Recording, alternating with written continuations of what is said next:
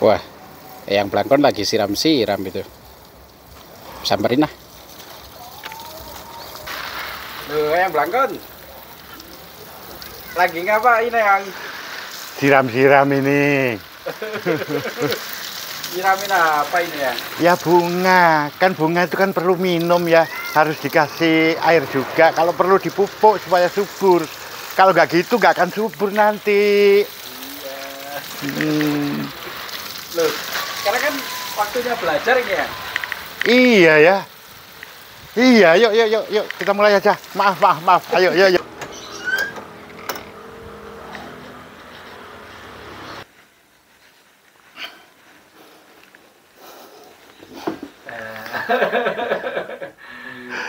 Ya. Ngapain apa sih? Ngapain aja sih, Yang?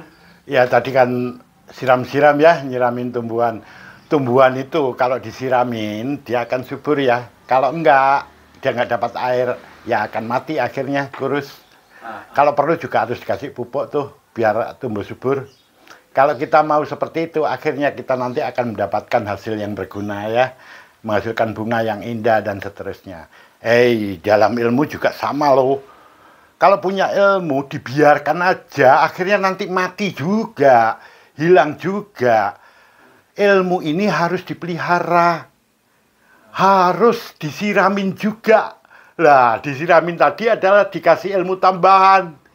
Dipupuk juga begitu, kasih ilmu tambahan. Dengan demikian ilmunya akan meningkat terus, tumbuh subur. Suatu saat pasti akan memberikan hasil yang sangat berguna untuk Anda. Oke ya, sebuah falsafah ini. Kita lanjut. Kalau kemarin kita masih berkutat pada memori dual channel, ya. Kali ini kita bicara tentang memori triple channel. Ya, sebetulnya begini ya. Untuk apa sih teknologi multi channel itu? Aslinya teknologi multi channel ini adalah untuk meningkatkan laju transfer data antara memori utama atau RAM itu dengan memori controller. Ya, dengan banyaknya laju transfer data yang dikenal dengan bandwidth tadi, pengiriman data akan semakin banyak, semakin cepat. Hal ini diperbuat karena satu hal, antara memori utama dengan prosesor itu beda kecepatan. Prosesor itu kecepatannya jauh lebih tinggi daripada kecepatan daripada memorinya.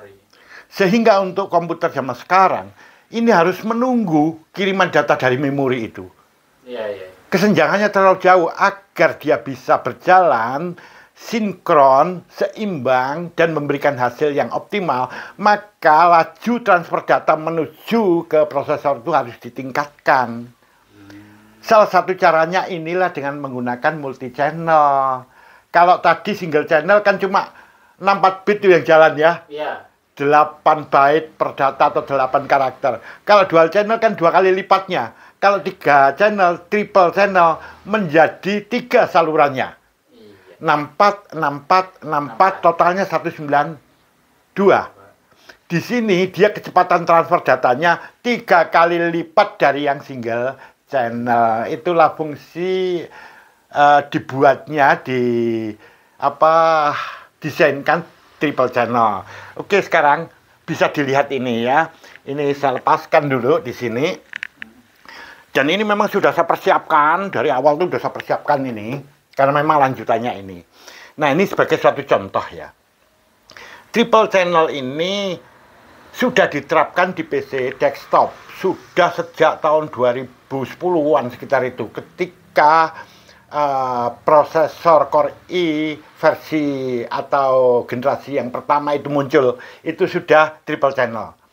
Jadi nanti ini banyak ditemukan pada komputer desktop dan Xeon. Ya, server ya. Nah, begini. Ini ada 3 slot memori. Masing-masing slot ini memiliki channel sendiri menuju memori controller yang nanti akan dihubungkan ke CPU-nya ya, ke prosesornya. Nah, sekali jalan di sini ada 3 saluran yang berjalan secara bersamaan. Tadi sudah saya sebut kecepatan transfer data atau bandwidth akan 3 kali lipat daripada yang single channel. Nah, ini contohnya, ini banyak diterapkan pada generasi pertama Core i. Kita bilang dulu di Intel ya, AMD belakangan nanti. Nah, sebagai satu contohnya, yaitu Core, saya bilang Indonesianya aja ya, daripada kita bilang apa, Core i7. Waduh, susah juga ya. Sudahlah, Core i7 9XX. X ini adalah angka ya. Ini yang generasi pertama yang dikenal dengan Bloomfield. Nah, kemudian juga ada di Core i7 9X 0X ini. Itu yang dikenal dengan nama Gulf Town. Ini. Ya, jadi Gulf Town ini. Nah, dua ini adalah generasi yang pertama. Sama, ini untuk servernya yang di ini, Xeon E55XX Nehalem. Ya, dan sama Westmere. Ini generasi pertama semua ini. Ya, untuk yang ini nih, itu biasanya menggunakan LGA 1366 ya. Ini dengan menggunakan chipset Intel X58. Ini banyak di situ tuh. Memori yang cocok pada dia itu adalah DDR3 dengan bus 133 sampai 1600. Nah, ini nanti bisa berjalan triple channel. Jadi ini Intel pertama kali menggunakan triple channel itu di sini gitu untuk kelas desktopnya. Nah, kemudian seperti ini, berarti ini harus ada 3 memori. Ya iya, harus 3 memori terpasang bersamaan. Bagaimana kalau dipasang 2 saja, maka dia tidak akan berjalan triple channel, namun berjalan dual channel. Kalau 1 memori, ya dia akan berjalan single channel. Seperti itu. Ya. Kemudian, apakah bentuknya seperti ini aja? Enggak, ya. Jadi ingat baik-baik, triple channel itu dulu itu pertama kali diterapkan pada prosesor high-end yang kelas tinggi. Ini high-end semua loh nih, ini Extreme Edition loh. Ya. Jadi Core i5 agak menggunakan ini, yang Core i5 versi yang pertama. Core i3 juga tidak ini. Nah, dia menggunakan yang ini. Nah, di sisi lain pada motherboard tertentu, terutama di server ya, ya di desktop juga bisa Anda temui juga. Yaitu di sini slotnya jumlahnya 6, kayak begini. Ini triple channel. Jadi kalau memasang memorinya harus di warna yang sama. Ini saya ilustrasikan hitam dan merah ya. Jelas mungkin dari situ ya. Jelas ya. Waduh, batuk lagi. Masangnya harus yang di hitam, hitam. Baru bisa dia berjalan triple channel. Atau yang merah. Barulah dia berjalan triple channel. Jangan sampai memasang sembarangan. Misalnya 3 yang depan, ya nggak bisa tuh berjalan triple channel. Ya, dia akan berjalan single channel aja. Seperti itu. Di sini. Bagaimana? Dari sini dulu. Iya, boleh ngopi dulu ya, biar gak batuk. Oh, iya. Iya, batuk itu tadi.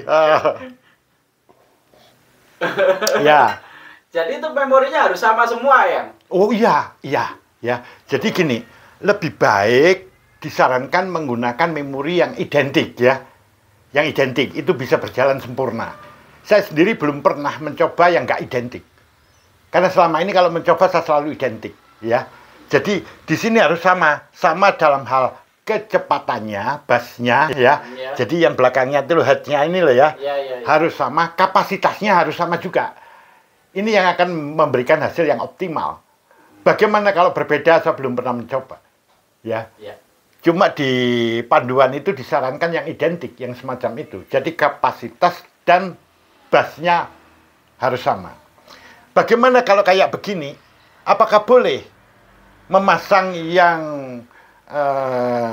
kapasitasnya nggak sama? Oh, kalau yang begitu boleh dengan syarat, ya. Pada kelompok yang pertama, jadi yang hitam-hitam ini, ya, itu kapasitasnya harus sama. Kemudian apabila ada kapasitas yang berbeda, ditaruh yang merah-merah ini, 246, ya. Nah, namun dalam satu kelompok itu harus sama. Misalnya kayak begini, ya. Kelompok pertama itu 4 giga ya. Misalnya besarnya itu. Nah, itu yang hitam. Oh. Yang merah-merah itu misalnya mau dipasang yang 8, 8, 8. Lah, ini dalam satu kelompok harus sama. Baru kelompok yang pertama yang hitam dengan yang merah berbeda, enggak apa-apa begitu. Iya, iya, iya.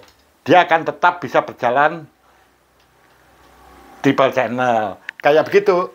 Ya, jadi satu kelompok harus sama. Ini sekilas kita membahas tentang triple channel. Jadi dia contohnya ini ada di komputer yang berbasis pada yang saya tuliskan ini. Ada pertanyaan lagi di sini? Ada yang Ya, cukup jelas ya? jelas sekali. Iya. Kita lanjut pada berikutnya.